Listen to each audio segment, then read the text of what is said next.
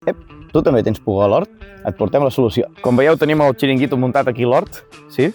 Per fer servir el sabó potàssic, el que necessitarem serà aigua calenta, sí, el més calenta possible, llavors el sal està aquí, ho hem fet d'aquesta manera, i el que farem serà agafar per cada litre d'aigua, sí, una cullerada sopera. Per tant, si no ho fem amb aigua calenta ens costarà de desfer, llavors el que farem, tant aquí, deixar-ho anar i anar remenant per dissoldre-ho tot. Ben fàcil. Ho deixem refredar una mica, que si no el plàstic es quedaria ressentit, i si teniu un embut també seria millor.